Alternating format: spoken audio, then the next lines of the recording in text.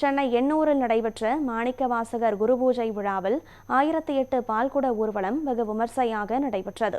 எண்ணூரில் நடைபெற்ற மாணிக்கவாசகர் குருபூஜை விழாவை முன்னிட்டு நாகேஸ்வரர் ஆலயத்திலிருந்து 1008 பால்குட ஊர்வலம் புறப்பட்டது. ஊர்வலம் நிறைவடைந்தவுடன் மாணிக்கவாசகருக்கு திருநீறு, வாசனை திரவியங்கள் அபிஷேகம் நடைபெற்றது. இதனைத் தொடர்ந்து நடராஜர், சிவகாமி அம்மனுக்கு திருக்கல்யாண வைபவம் நடைபெற்றது. இதில் திரளான பக்தர்கள் பங்கேற்று சுவாமி தரிசனம் செய்தனர். இதனைத் தொடர்ந்து அன்னதானம் வழங்கப்பட்டது.